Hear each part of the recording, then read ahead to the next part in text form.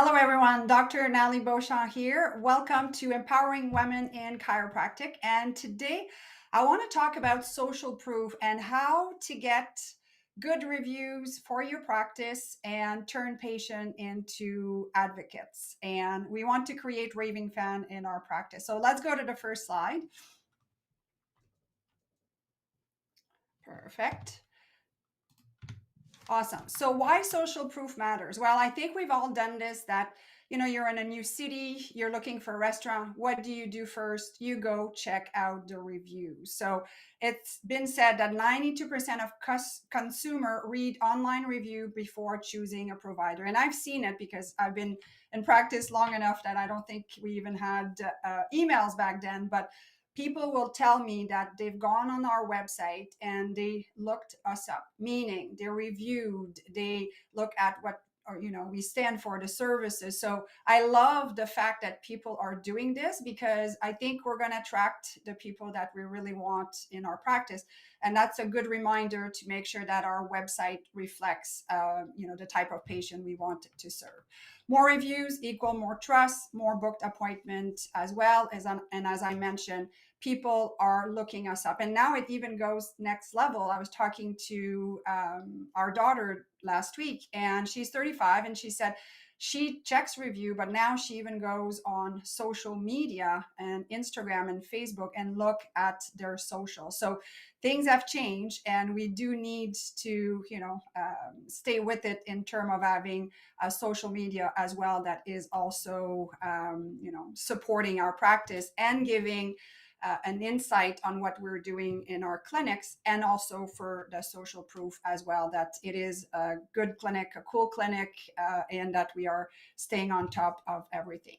So the power of patient review, people obviously will trust other people more than ads. It is so true.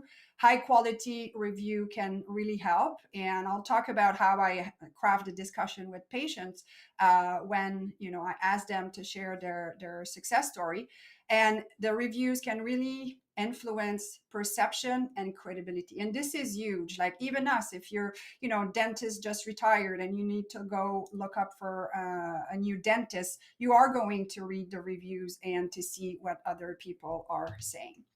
So how to get more review consistently? I think this is something that should be top of mind, especially when you're having discussion with your patient and they are telling you, how much better they feel with this and that and the other thing. And this is something that, I will discuss to say, hey, you've had great results with, plugin XYZ. And I'd say, this is not something that typically people come to the chiropractor for. So if you feel so inclined, would you mind sharing your experience at the clinic and what it's done to your health? And I'll explain later what I do with that. So it's truly also setting the stage to have reviews that are beyond the neck pain and the back pain that we're more well known for, fortunately and unfortunately. During re-exam is a great time to do this when you're going over the questionnaire and the improvement that they've seen. It's a great place to have the conversation of what else have they felt in terms of difference, not just symptom relief. So those questionnaires are also really, really good for that. And like I said, if someone, and I tell my staff, someone's at the front and they're just, bragging and raving how much better they feel, I'm like, ladies, let's ask them to share their story. And then some people don't feel comfortable, that's fine. But I'm sure they are sharing with their friends and family as well. So use simple and automated system. We do have, and I'll show you in a second what it looks like, but 8.5 by 11 sheet, and it says something about enjoying your experience, and we have a QR code, and it goes directly to our Google review page. We don't do so much Facebook. We used to, but again, it's something else that you can consider. A lot of systems now have a follow-up sequence of education that it is by email or by text. So you could do a gentle nudge about if they're satisfied with the services to to leave a review. And I know some of those automated system can also screen that if you have a lower review, it gets to you first, and then you can deal with, the review itself to make sure you potentially phone the patient and ask them their reason for a lower review and so forth. The review cards, I'll show you in a second what they are. They're kind of like the business card size that we can give. So it's something tangible, because I think most people have the best intention to do it, but they get home and they forget, and they have the best intention but they won't do it. Now, one thing that I have to pre-frame, and I think I forgot to mention, make sure that you check with your state and your province before you do any of the stuff that I'm suggesting, because it is very different. And I'm not talking about being pushy here, and just asking people to share their experience. So that's that. This is a script too that my front desk will use. John, you've been coming here for a while and we love having you. Would you mind sharing your experience? It really helps others find the care that they need. And we always position it that it is our mission to help our community to be healthy. So by doing this, you're just helping the community at large. So it's just a matter of how we preframe all this. So turning reviews into referral, this again, I'm stating here, state and provincial legislation need to be taken in consideration, but you can post some reviews on social media. You don't necessarily have to hide the name, but I find that it's nice for people to see, oh, I didn't know chiropractic could help with that. You could include them in your newsletter as success story. Again, you don't have to necessarily, and I wouldn't suggest putting the name of the patient. Offer a review appreciation raffle. Again, if it is allowed, you're not trying to solicitate hardcore review and so forth, but it's just, a patient may not even think of doing this. And word of mouth, this is something that I always do and I have done for 27 years. We might be well automated with text and email, but a good old handwritten thank you card mailed to the patient who referred is always appreciated. And recognizing and celebrating when patient refer. Next visit, John, thank you so much for referring your friend Jill.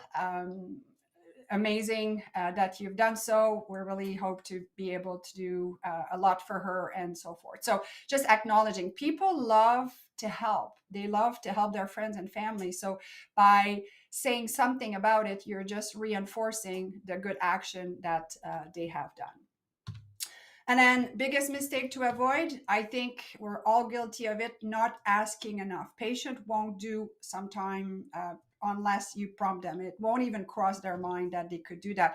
And I often give the example of the restaurant to them. It's like, you go to a restaurant, there's no reviews or barely any reviews.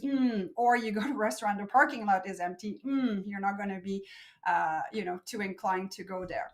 Making it complicated always is a big mistake. So always provide the direct link to your Google review page.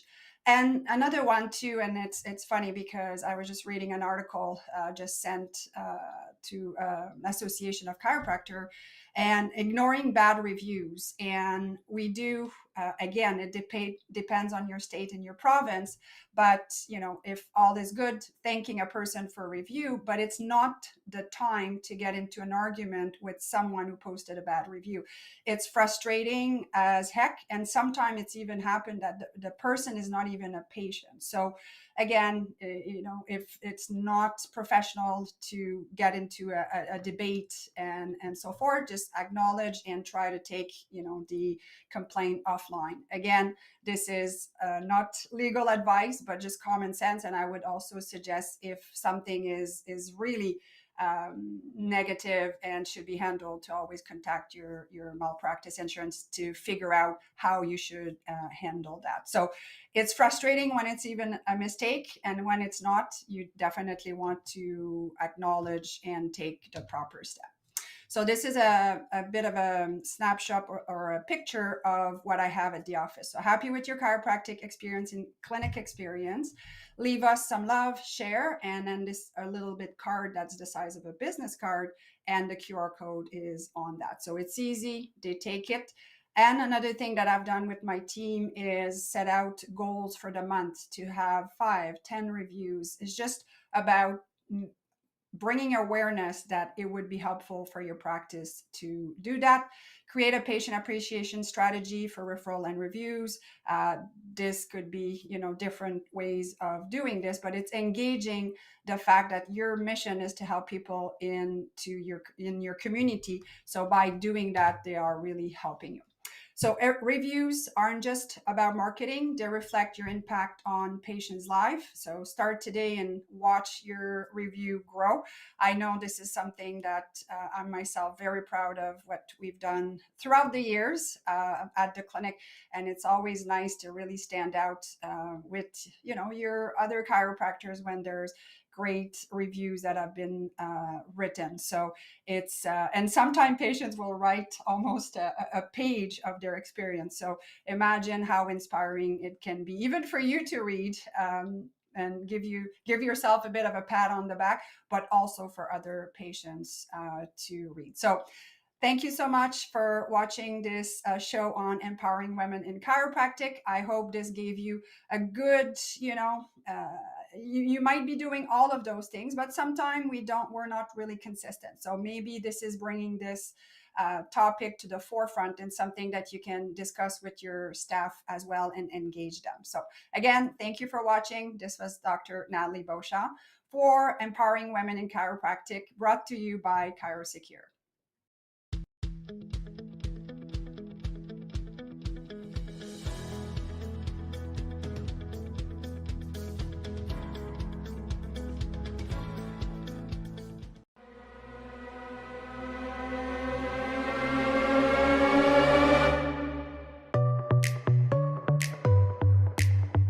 Join us each week as we bring you the best in business growth, practice management, social media marketing, networking, leadership, and lots more. If it's about women in practice and business, you'll hear it here. This has been a ChiroSecure production.